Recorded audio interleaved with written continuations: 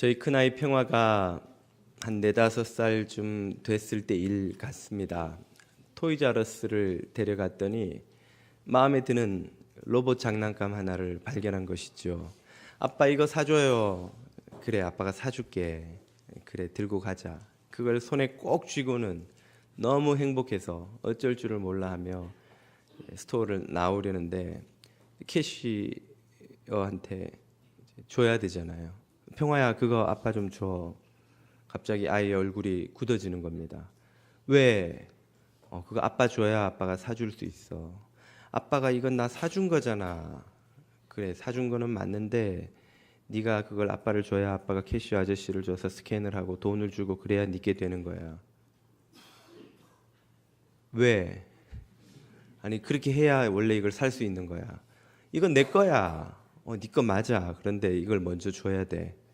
한참을 아이를 설득한 끝에 겨우 제가 그것을 받아내어서는 캐시어가 스캔하고 계산을 하고 있는 내내 평화는 불안한 눈빛으로 그 장난감이 자기에게 과연 돌아올까를 초조하게 기다리는 것이었습니다. 이 소중한 것을 얻으려면 먼저 내려놓아야 한다는 사실을 평화에게 가르치는 것이 참 힘들었던 기억이 납니다. 이 원리를 그러나 배워야 하는 것은 평화뿐만이 아니죠. 우리들도 모두 움켜쥘 줄만 알았지 내려놓지 못하는 문제를 안고 살아가고 있지 않는가요? 우리도 소중한 것을 움켜쥐고 잃어버리지 않으려고 애를 쓸 뿐 그것을 내려놓아야 찾을 수 있다는 사실을 깨닫지 못한 채 많은 하지 않아도 될 고생을 하면서 살아갑니다. 이렇게 고생을 하는 인생, 움켜쥐는 인생의 대표 주자가 있다면 오늘 이 사람을 빼놓을 수가 없습니다. 그의 이름은 바로 야곱이지요. 야곱. 오늘 본문은 창세기 43장 전반부를 읽으셨는데요. 지금 야곱의 아들들이 또 한 번 위기에 처했습니다. 이집트에 가서 사온 양식이 이제 다 떨어져 가서 다시 사오지 않으면 온 가족, 부족까지 꼼짝없이 굶어 죽게 생겼는데 이집트의 그 총리라는 이는 베냐민 막내 동생을 데리고 오라고 하고 그러나 아버지 야곱은 절대로 베냐민을 데려갈 수 없노라고 버티고 있는 것이죠. 야곱은 지금 베냐민에게 해가 갈지도 모르는 일을 막으려고 베냐민을 지키려고 이렇게 그를 움켜쥐는데요. 그러나 그렇게 하면 할수록 점점 더 그 자신이나 주변 사람 모두가 괴로워질 뿐입니다. 야곱인들 온 가족 부족이 굶어 죽어가는 처지에 놓였는데 이 베냐민을 지키려고 하는 일이 쉽겠습니까? 내가 자는 동안 이 아들놈들이 혹시 막내 베냐민을 데리고 가버리지는 않을까 걱정이 되고 두렵고 잠이 안 오는 것이죠. 가족들 그 아들들은 또 어떻겠습니까? 어린 새끼들이 어린 아이들이 배고프다고 울고 징징대고 가축들도 먹을 것이 없어서 픽픽 한 마리씩 쓰러져 죽어가는데 그걸 지켜보고만 있어야 하는 아들들 또 그 가족들은 얼마나 괴롭겠습니까? 그런가 하면 정작 본인인 베냐민의 처지는 어떠했겠냐는 것이죠. 모든 사람이 자기만 보고 있는데 심지어 종놈들까지 자기를 바라보는 눈빛이 편치가 않은데 그 베냐민인들 자기가 이집트로 내려가지 않고 아버지의 저 반대로 남아있는 것이 마음이 편하고 마냥 행복하기만 했겠냐는 것이죠. 야곱은 정말 이 베냐민을 살리려고 이렇게 애를 쓰는데 왜 이렇게 모든 사람들이 점점 더 괴로운 처지에 빠지는 것일까요? 그것은 이 베냐민을 향한 야곱의 마음이 사랑이 아니라 집착이기 때문에 그렇습니다. 야곱은 한마디로 집착의 사람이라고 그의 별명을 붙일 수 있지요. 야곱의 전생에는 집착의 역사라고 해도 과언이 아닙니다. 야곱은 평생토록 무엇인가에 집착하고 또 그로 인해서 많은 고생을 한 사람인데요. 그가 젊었을 때에는 장자권에 집착했었습니다. 장자권이란 곧 유산 상속권이에요. 다른 말로 하면 돈이죠, 돈. 아버지의 저 유산을 내가 물려받아야겠노라고 야곱은 집착하느라고 아버지를 속이고 형을 속이고, 그래서 유산을 물려받았으면 좋지만은 그렇게 집착하고 고생했는데도 불구하고 야곱은 한 푼도 사실은 물려받지 못한 채 멀리 외삼촌 한이 있는 하란으로 도망가 목숨을 건지기 위해 도피하지 않으면 안 되는 처지에 놓이게 되지요. 하란에 가서는 외삼촌의 딸인 라헬에게 집착합니다. 이 라헬에 대한 집착은 애정에 대한 집착이라고 할 수 있겠습니다. 많은 사람들이 마치 애정 결핍증에 걸리는 것처럼 이 애정에 집착하면서 살아가죠. 그러나 라헬은 아름다웠지만 지혜로운 여인은 아니었던 것으로 창세기는 소개합니다. 야곱의 이 라헬을 향한 집착 때문에 내 아내 사이에서 벌어진 시기와 질투로 얼마나 힘겨운 가정생활을, 하루도 마음 편할 날이 없는 삶을 야곱은 살았던지요. 그리고 그렇게 집착한 라헬이었건만 내 아내 중에서 가장 먼저 세상을 떠나고 맙니다. 라헬이 떠나고 나자 야곱의 집착은 그녀의 아들인 요셉에게로 향하죠. 요셉에게 얼마나 집착했든지 요셉을 특별히 편애해서는 다른 아들들에게는 모두 양치기와 같은 힘든 일을 시키면서 요셉에게는 아무것도 시키지 않고 채색 옷을 입고 아주 편안하게 살도록 만들어 줍니다. 그러나 그런 요셉을 향한 집착이 요셉에게나 그 형들에게나 누구에게도 행복한 결과를 가져오지 못하죠. 형들은 그 요셉을 시기한 나머지, 아버지의 편애를 질투한 나머지 그 요셉을 노예로 팔아버리는 장면을 우리는 보지 않았습니까? 그 결과 요셉이 얼마나 힘겨운 삶을 이집트에서 살아가야 했던가요? 요셉을 잃고 난 후 노년의 야곱은 이제 요셉의 동생 라헬의 또 다른 아들인 이 베냐민에게 집착하기 시작합니다. 그리고는 이제 베냐민을 절대로 잃을 수 없노라고 고집하고 있는 것이죠. 이 야곱의 집착의 역사를 한번 생각해 보십시오. 야곱이 그렇게 집착하는 것들을 사실은 제대로 가질 수나 있었던 것인지요. 또 그 집착의 결과 그 자신이나 그 주변 사람들이 얼마나 많은 고생을 했던 것입니까? 사랑과 집착은 겉보기에는 거의 구분이 어렵습니다. 종이 한 장 차이라고 할 수 있어요. 그러나 그 본질을 들여다보면 완전히 다른 것입니다. 사랑하는 대상을 자유롭게 해줍니다. 그러나 집착은 대상을 구속하지요. 사랑은 그 대상의 유익을 구합니다. 그러나 집착은 나의 유익을 구하죠. 사랑은 그 사랑하는 대상을 사랑하는 것입니다. 그러나 집착은 그 대상을 사랑하는 내 감정을 사랑하는 거예요. 이처럼 사랑과 집착은 완전히 다르고 그래서 그 결과도 완전히 다르게 나타납니다. 이 야곱이 베냐민을 향해 어떤 집착을 가지고 있었는지 그의 말을 한번 들어보십시오. 창세기 42장 38절입니다. 야곱이 이르되 내 아들은 너희와 함께 여기 좀 묘사를 해보자면 절대로 내려가지 못하리니 그의 형은 죽고 그만 남았음이라. 만일 너희가 가는 길에서 재난이 그에게 미치면 너희가 내 흰머리를 슬퍼하며 스올로 내려가게 함이 되리라. 쉽게 말하면 베냐민은 절대로 못 데리고 간다. 베냐민에게 무슨 일이 생기면 나는 죽어버릴 거야. 절대 안 돼. 라고 지금 야곱이 말하고 있는 것이죠. 우리가 여기서 이 야곱의 베냐민을 향한 태도는 사랑이 아니라 집착이라는 것을 확인할 수 있습니다. 분별 있는 사랑에는 절대라는 말이 없습니다. 왜냐하면 이 세상에 절대적인 것은 없기 때문이죠.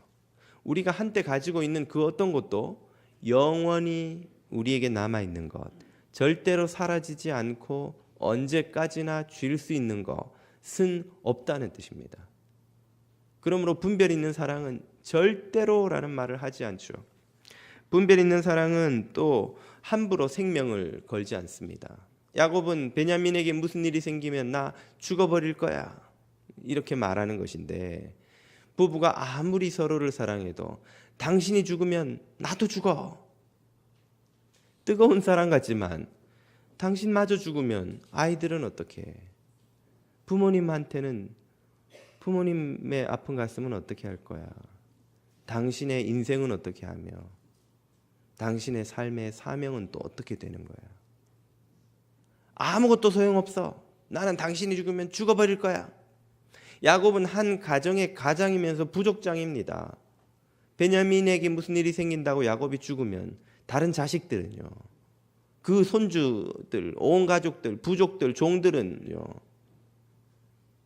야곱의 마음에는 베냐민 말고는 그 많은 가족 중 누구도 상관없는 것인가요? 왜 그렇습니까? 집착하고 있기 때문이죠.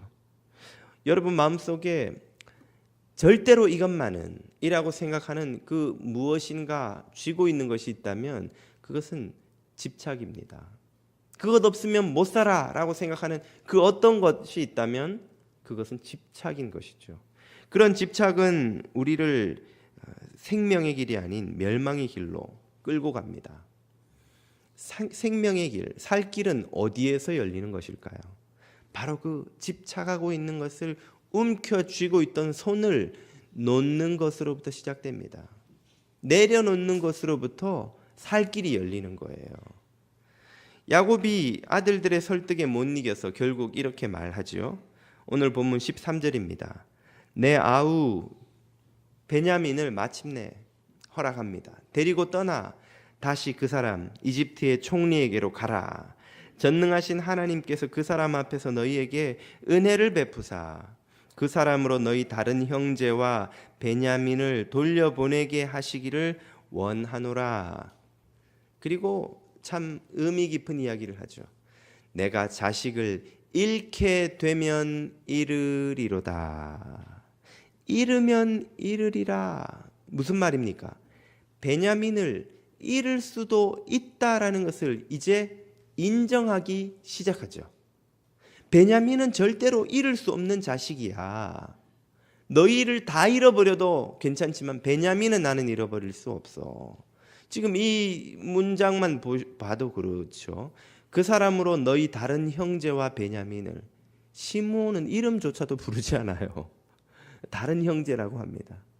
그러니까 야곱의 마음에는 베냐민과 다른 아들들 카테고리가 둘밖에 없는 거예요. 다른 아들들은 다 하나로 그냥 다른 아들놈들 그리고 베냐민으로 자리 잡고 있는 게 야곱의 마음인 것이죠. 그런데 야곱이 그 베냐민조차도 이제는 잃으면 잃으리라. 베냐민이 자신에게 절대적인 존재가 아니라는 사실을 인정하기 시작하는 것입니다. 이 세상에는 절대적인 존재가 아무것도 없습니다. 이 세상에는 우리가 쥐고 언제까지나 잃지 않고 있을 수 있는 것이 아무것도 없습니다. 그것을 인정하면 우리는 자유로워집니다. 그것을 인정하는 순간 우리는 집착의 껍질을 깨고 나와 생명의 세상에 태어나게 되는 것이죠.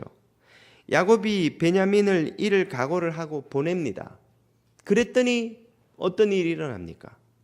야곱은 베냐민을 잃어버릴까 봐 걱정했는데 베냐민은 아무런 머리털 하나 상하지 않고 돌아와요. 시므온도 돌아와요. 아들들이 다 돌아와요. 그리고 이미 잃어버린 줄 알았던 요셉이라는 아들까지 되찾게 된 것입니다. 요셉이 살아있다고? 그리고 그 요셉이 이집트의 총리 대신이고 이 혹독한 흉년을 그 풍요로운 나일강 삼각주에 와서 같이 지내며 이겨내자고 자신을 초청 이민을 했다는 거예요. 잃어버린 아들까지 다 돌아오는 것입니다. 잃어버릴 줄 알고 내버렸더니 다 되찾은 거예요. 우리가 내려놓아야 되찾을 수 있다는 사실을 여러분 믿으시기를 바랍니다. 우리가 생각지도 못한 방법으로 우리가 내려놓고 우리가 포기했던 것들이 다시 돌아오게 됩니다. 전도서 11장 1절을 보십시오. 너는 내 떡을, 양식을, 이 말이죠.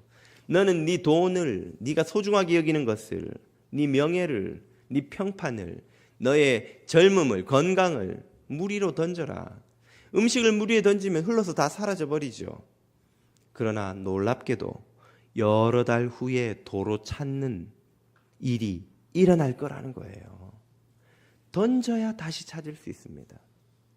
오히려 그걸 손에 쥐려고 움켜쥐면 마치 손가락 사이로 빠져나가는 이 모래처럼 다 잃어버리는 거예요.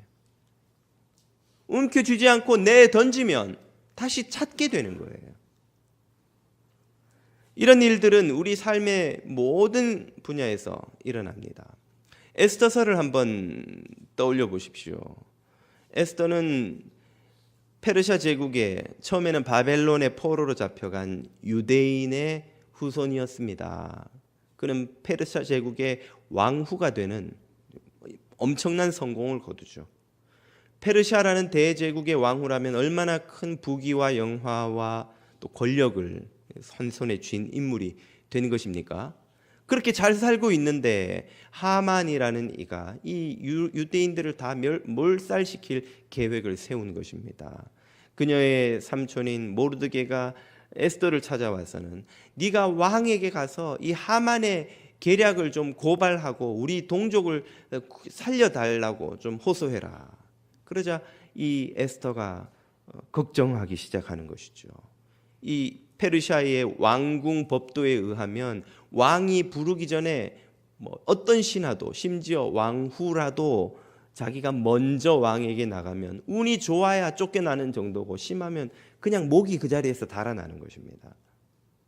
그러니 자기가 지금 누리고 있는 이 부귀 영화는 고사하고 목숨까지 잃어버릴지도 모르니 이 에스더가 걱정하지 않을 수 없죠. 그녀가 걱정하고 두려워하고 있으니까 모르드게가 도전을 하는 것이죠. 네가 이런 부귀 영화를 누리고 이 자리에 온 것이 이때를 위함인 줄 어떻게 아느냐? 하나님께서 너를 통해서 이 동족을 구원하시려고 하신 계획인지도 모르는데 네가 동족을 외면하고 모든 동족이 몰살당하고 나면 너 혼자 살아남아서 부귀 영화를 누릴 수 있을 줄 아느냐? 도전을 하자 에스더가 용기를 냅니다. 그리고 이렇게 결단하죠. 에스더 4장 16절입니다. 당신은 가서 수산궁에 있는 유대인들을 다 모으고 나를 위하여 금식하되 밤낮 3일을 먹지도 말고 마시지도 마소서. 나도 나의 시녀와 더불어 이렇게 금식한 후에 규례를 어기고 왕에게 나아가리니 죽으면 죽으리다 하니라. 아멘. 야곱은 뭐라고 했습니까? 잃으면 잃으리라. 에스더는 뭐라고 합니까? 죽으면 죽으리라. 부귀영화, 목숨, 까짓것 한 번 죽지 두 번 죽냐? 속된 말로. 그녀는 내버린 거예요. 생명을 내버린 거예요. 부귀와 영화와 그 권세의 모든 자리를 내버린 거예요. 내가 왕에게 나가서 왕이 나를 보고 왜 왔어? 눈짓 한번 하면 바로 경호원이 끌고 나가서 목을 쳐버릴 텐데 그렇게 죽으면 죽지 뭐. 그녀가 모든 걸 다 내버리고 용기를 내어서 왕 앞에 나갑니다. 그랬더니 어떤 일이 벌어집니까? 하나님이 왕의 마음을 움직여서 에스더를 보고 눈에 하트가 뿅뿅 그려지게 만드는 거예요. 왕후 참 오랜만이요. 왜 이렇게 아름답소? 뭐가 아쉬워서 날 찾아온 거예요. 부부가 같이 안 살았나? 예, 그런 페르시아의 왕 같은 사람들은 여러 왕후와 후궁들이 왕궁에 가득합니다. 왕이 불러야 그날 밤 하루 같이 자는 거예요. 안 그러면 부르지 않으면 몇 달이고 몇 년이고 그냥 혼자 그 후궁에 따로 사는 것이죠. 그래서 왕이 에스더를 보고는 반가워서 좋아서 에스더의 말을 다 듣고는 유대인들을 구원하게 됩니다. 그리고 에스더의 입지도 더욱더 견고해지죠. 모든 민족을 구원하고 동족과 함께 구원받는 역사가 일어납니다. 기적 같은 일이 일어나죠. 어떻게 했기 때문입니까? 죽으면 죽으리로다. 생명을 내어버렸기 때문에 그 움켜쥐고 있던 것을 두려워서 놓지 못하던 것을 내어놓아버렸기 때문에 그녀는 살게 된 거예요. 자신도 살고 동족들도 다 살고 생명을 버리니까 생명을 얻는 역사가 일어났습니다. 이것이 예수님이 제자된 우리들에게 가르쳐 주신 원리입니다.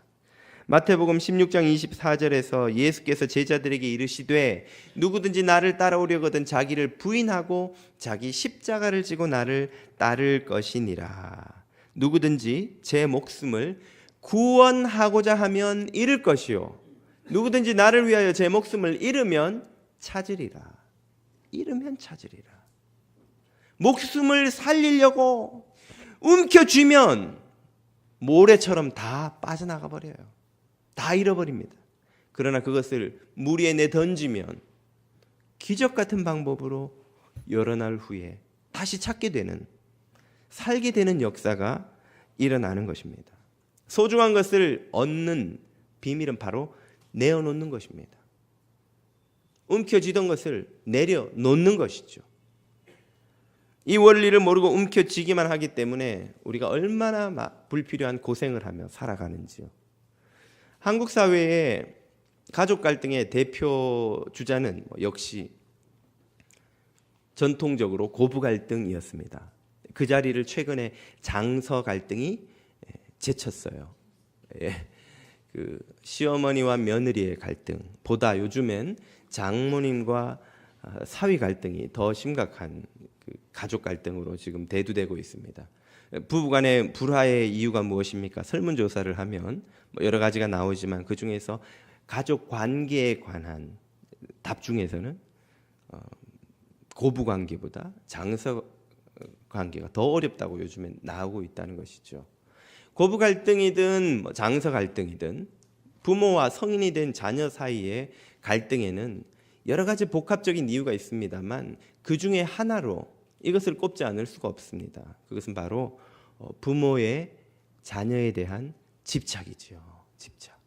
왜입니까? 내 자식이 너무 잘난 거예요. 세상 모든 부모가 자기 자녀들은, 자기 아들은 잘났어요. 내 딸은 너무 소중해요. 여러분, 심지어 저희 어머니조차도 저를 장동건인 줄 아세요. 사실 제가 장동건하고 뭐 외모 말고는 뭐 닮은 게 있나요? 아무 공통점이 없는데 세상 모든 부모가 자기 아들은 장동건인 줄 알아요. 자기 딸은 최지우인 줄 알아요.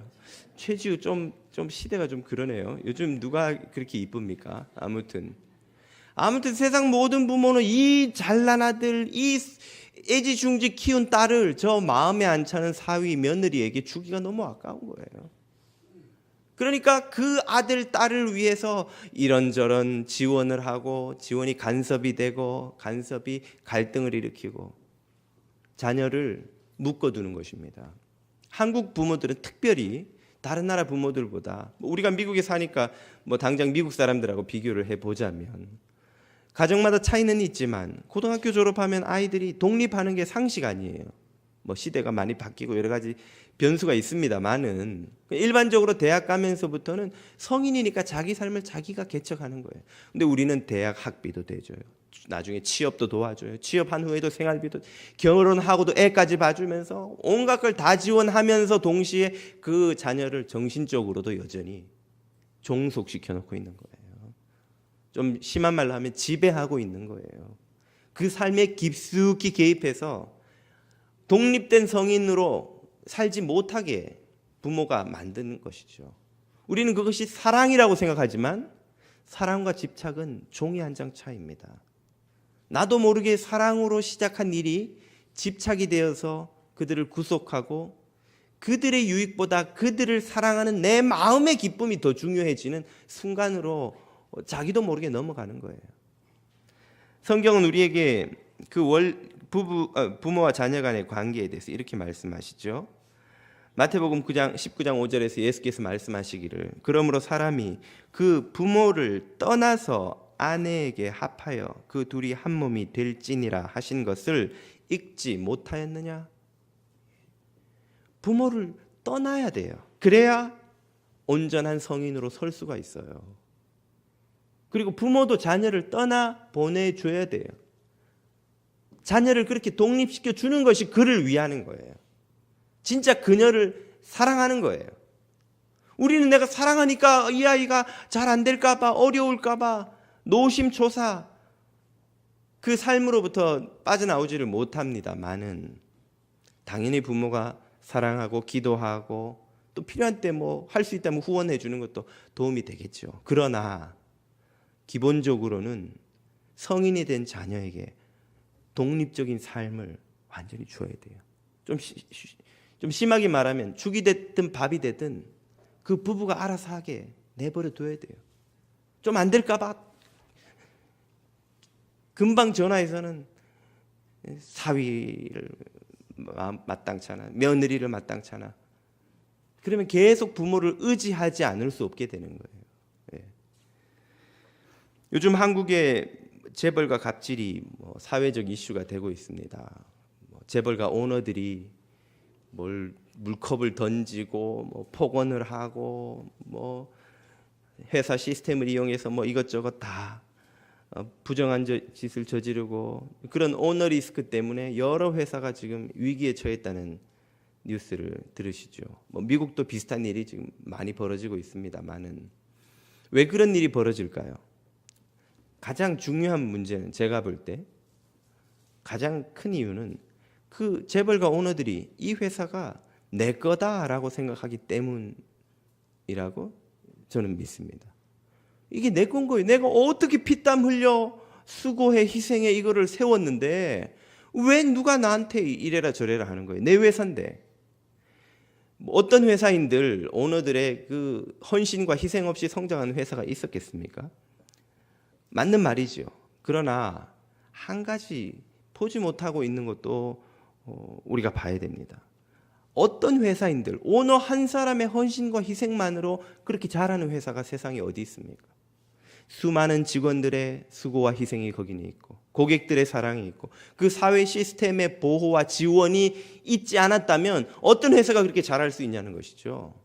특별히 한국의 재벌들 치고 개발의 시대에 정부로부터 온갖 특혜를 받지 않고 자라는 재벌들이 있던가요? 경제 개발의 속도를 붙이기 위해서 몇몇 기업들을 선정해서 엄청난 특혜를 정부가 쏟아부었죠. 그 특혜는 곧 온 국민에게 가야 될 이 권리를 모아서 소수 재벌들에게 몰아준 거예요. 그 사람들이 성장해서, 그 회사가 성장해서 경제 견인차가 되게 하기 위해서. 근데 이 회사가 내가 키웠으니까 내 거다라고 생각하는 것이야말로 그 회사를 손에 움켜쥐고 집착하는 것 아니고 무엇입니까? 그리고 그 집착 때문에 얼마나 많은 사람들이 고통을 받고 있나요? 남의 집 귀한 아들, 딸들이 회사에 가서 욕을 먹고 뭘 얻어맞고 인간 이하의 대접을 당하고, 어느 저가 항공사는 또 오너 리스크 때문에 지금 면허 취소가 될 위기에 놓여 있는데, 그 오너들 몇 사람의 행동 때문에 2천여 명이 넘는 직원들이 하루아침에 실업자가 될 처지에 놓이게 된 것이죠. 왜 이런 일이 일어납니까? 움켜쥐고 놓지 않으려고 하기 때문이죠. 회사만 그런 것인가요? 우리의 인생에 찾아왔다가 잠시 머물다 바람처럼 또 지나가는 수많은 것들을 우리가 움켜쥐려고 하면 거기에서 많은 문제가 생깁니다. 우리의 돈도 잠시 왔다가 가는 거예요. 올 때는 감사하지만 갈 때는 보내야 돼요. 그걸 떠나는 돈을 왜 옛날만큼 내가 돈을 못 버나, 왜 귀한 돈이 자꾸 나가나 안타까워해봐야 아무 소용이 없는 거예요. 고통만 심한 거예요. 제가 80년대 이민 오신 분들 이야기를 들어보니까 맨하탄에 나가 핫도그만 팔아도 집에 들어와서 돈 세느라 피곤해서 돈을 그냥 바닥에 깔아놓고 잤대요. 그렇게 막 돈이 막 쏟아져 들어오던 때가 있는 거예요. 조그만 스토어 하나만 열어도 집을 몇 채씩 살 정도로 돈이 쏟아져 들어오는데, 이제는 교인들 신방을 가면 10집에 9집은 현상 유지도 어렵다는 거예요. 지금은 미국 경제가 그렇게 호황으로 돌아가는 시대가 아니고, 그런 시대가 다시 오리라고 지금 보는 사람도 거의 없습니다. 이제는 적응을 해야 되는 거예요. 아, 옛날처럼 내가 돈을 벌 수 없는 거구나. 옛날에 그렇게 막 잘 되던 시절에 쏟아져 들어오던 그런 식의 수입이 이제는 더 이상 들어오지 않는 거구나. 인정을 하고 받아들이고, 그걸 그냥 받아들이지 않으면 안 되는 거예요. 그걸 한때 내가 말이지, 우리 집에 장롱에 금송아지가 몇 개가 있었고 말이에요. 한국에 금송아지 안 놓고 살던 사람이 누가 있나요, 여기? 저희 집은 없었습니다만은. 다들 한때 잘 나갔던 때가 있으시잖아요. 그 시절도 내보내야 되는 거예요. 제가 기억은 안 납니다만 어릴 때 읽었던 재밌는 책 중에 뭐 유명한 그 무슨 여배우가 나오더라고요. 그 여배우는 너무 예뻐가지고 막 영화에 나오면 전 세계 사람들이 그 여배우를 막 추앙했는데 이 30대로 딱 넘어서는 순간부터 영화에도 출연 안 하는 건 물론 집 밖에 나오지도 않았다는 거예요. 왜? 팬들이 자신의 나이 든 얼굴을 보는 게 자존심이 상해서 영원히 팬들의 마음속에 그 젊고 아름다운 모습으로 기억되게 하기 위해서. 여러분 우리 많은 자매님들 사진 찍으려고 그러면 목사님 사진은 내주고도 나 요즘은 사진만 보면 스트레스를 받아서. 그 심정 이해 못할 바가 아닙니다. 그러나 아름다움도 보내야 되는 거예요. 떠나가는 아름다움, 떠나가는 젊음, 떠나가는 좋은 시절들 보내야 되는 거예요. 그래야 우리가 참 자유를 얻습니다. 그리고 더 소중한 걸 얻는 거예요. 바울이 뭐라 그랬어요? 내 겉사람은 날로 후패하나 속사람은 날로 새롭도다. 우리말로 번역하면 내 얼굴은 나날이 노화돼 가지만 내 속에는 나날이 새 소망이, 더 견고한 믿음이, 주님 닮은 하나님 형상 닮은 속사람이 젊어지는도다, 이런 뜻이에요. 그냥 가는 걸 보내고 받아들여야 정말 참된 것을 우리가 얻을 수 있는 거예요. 우리의 육체의 생명이 언젠가는 갑니까? 예. 안 갈 사람이 누가 있어요, 여기. 가는 것을 그냥 받아들여야 돼요. 왜 나는 아프고 병들고 늙고? 안 그럴 수 있는 사람이 누가 있어요, 우리 중에. 시간차일 뿐입니다, 시간차. 자연스럽게 받아들이고 참된 생명을 주시는 것을 받아 누릴 줄 알아야 될 줄로 믿습니다. 여러분, 다 놓아주면 자유를 얻습니다. 살게 됩니다. 자녀를 놓아주면 자녀를 살리는 거예요. 회사를 놓아주면 회사를 살리는 거예요. 내 삶에 소중하고 놓지 못했던 것들이 무엇이든지 그걸 놓아줘 보세요. 더 귀한 것으로 찾게 되는 일을 경험하게 됩니다. 남태평양의 원주민들이 원숭이 잡는 이야기 들어보셨어요? 원숭이가 얼마나 재빠릅니까? 사람이 쫓아가서 잡을 수가 있나요? 할 수 없으니까 그 사람들이, 원주민들이 머리를 쓰는 거예요. 야자수 열매를 따내서는 거기 구멍을 파고 속을 이렇게 긁어냅니다. 그리고 줄을 묶어서 나무 밑둥에 이렇게 묶어둬요. 그 구멍 안에 땅콩을 한 줌 넣어두면 원숭이가 땅콩 냄새를 맡고 오는 거예요. 그러면 숨어서 이렇게 기다리다가 원숭이가 그 구멍에다 손을 쑥 집어넣고 땅콩을 딱 잡는 순간 딱 나타나는 거죠. 달려갈 필요도 없어요. 그냥 일어나서 천천히 걸어가도 원숭이가 사람을 보고는 혼비백산에서는 도망치려고 하고 막 도망을 치려고 하는데 도망을 칠 수가 있어야지. 왜? 손이 안 빠지는 거예요. 손이. 왜? 뭘 쥐고 있습니까? 땅콩을 쥐고 있잖아요. 땅콩을. 살려면 그 원숭이가 어떻게 해야 돼요? 그걸 놔버리면 되는데 그 생각을 못 하는 거예요. 하긴 그 생각을 하면 그게 원숭이겠어요? 사람이지? 원숭이가 그거 땅콩 한 줌을 못 놔가지고 이러다가 잡혀서 자유도 잃고 생명도 잃고. 목사가 이렇게까지 하는데 아무 반응이 없는 사람들은 예수 믿는 거예요, 안 믿는 거예요, 도대체? 예수 안 믿는 건데. 뭐 때문에 자유와 생명을 다 잃어요? 땅콩 한 줌 때문에, 땅콩 한 줌 때문에. 그런 어리석음이 원숭이에게만 있나요? 우리도 혹시 아무것도 아닌 그 돈 몇 푼 때문에, 그 평판 때문에, 그 체면 때문에, 그 아무것도 아닌 그 욕심 때문에 그걸 못 놔가지고 끙끙대고 있다가 생명 잃고 망하는 인생이 혹시 없는지요? 혹시 그런 고생을 하신다면, 그런 막다른 길에 있다는 생각이 드신다면 방법은 간단해요. 놔버리면 됩니다. 뭐든지 주님 앞에 다 내려놓고 주님이 어떻게 하시나 보세요. 놀랍게도 흐르는 물 위에 갖다 버린 것 같았는데 더 귀한 것으로, 더 놀라운 방식으로 되찾게 하시는 주님을 경험하시게 될 줄로 믿습니다. 모든 집착을 내려놓고 자유의 길, 생명의 길 가시는 성도님들 되시기를 축복드립니다. 기도드리겠습니다.